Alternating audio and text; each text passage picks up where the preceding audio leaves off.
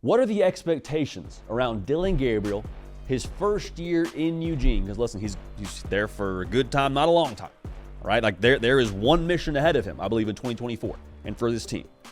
And not to be over dramatic here, but I think it's national title or nothing for Dillon Gabriel and the Ducks in 2024.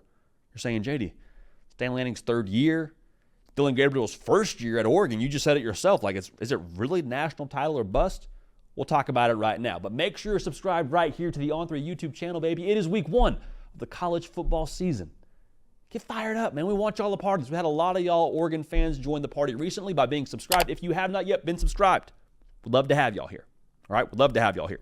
So, going back to what I was saying a second ago, is it really national title or bust?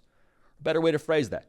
Why I believe it's national title or bust, if you're an Oregon fan, is because you have everything that is required to get it done. Like the same reason why your parents or your grandmother, whoever was hard on you in high school because you got a B, because they knew you're capable of getting an A. It's like Oregon, man, if they finish top 3 in the Big Ten, yeah, it's good. It's a new year and the new conference, like all that. But you're capable of more. What you're capable of on this roster, I think, determines your expectations, if we're just going to be honest here. So you've got the roster to make a real run at this thing. And I think you have a quarterback that gives you the confidence that you can make a run at this thing. Because if you didn't have a quarterback at Oregon, if you didn't have a Dillon Gabriel, if you're playing someone that was unproven, you'd still feel good about the roster. You say, yeah, maybe this is one of those years where we can make a good impression in the Big Ten, but you're not thinking about the national title like you're thinking about it with Dillon Gabriel because you think you know what you have at quarterback. All right, Dan Lanning, I think across the rest of this roster, he's built it to make a run in 2024. Like there's no weaknesses, whether it be on the line of scrimmage, whether it be on the defense, whether it be the skill players, to where you should feel like you're going to be outmatched in any football game. Big Ten, SEC, Big 12, or otherwise. You have everything you need. And so for Dillon Gabriel, what it's going to require for him to allow this team to achieve the success they want to achieve, it's going to be mostly upstairs for him.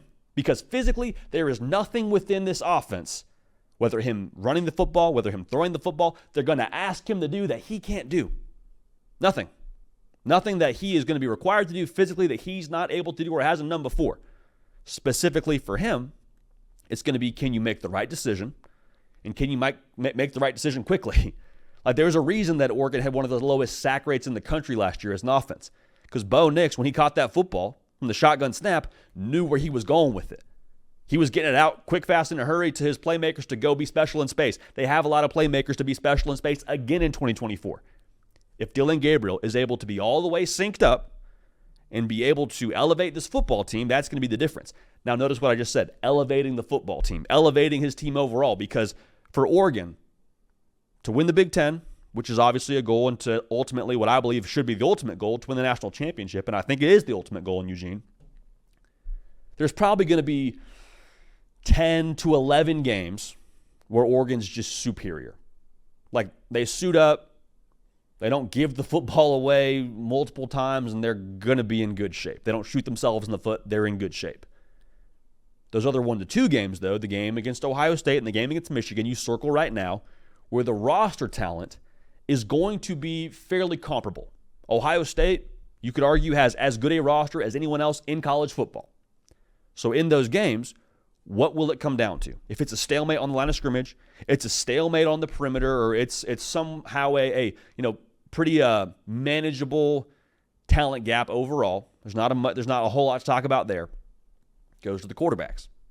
And so you pick Oregon over Ohio State in that game, or you win that game if you're Oregon because of Dillon Gabriel and him being able to do more for you in the big moments than a Will Howard. And that's not me making a prediction right now or speaking down on Will Howard. I'm just saying that's what it would require if you want to ultimately achieve where you want to go. Same thing can be said for the college football playoff. The quarterback has to be the differentiating factor in those spots, and I believe he will be. So I'm excited for this, man. Dillon Gabriel, there's a big reason why he's at Oregon. He's inviting the pressure. He's inviting everything that comes with being the guy at Oregon. He understands the roster he walked into. He understands the head coach and his aspirations. He's very much so aware of what's expected.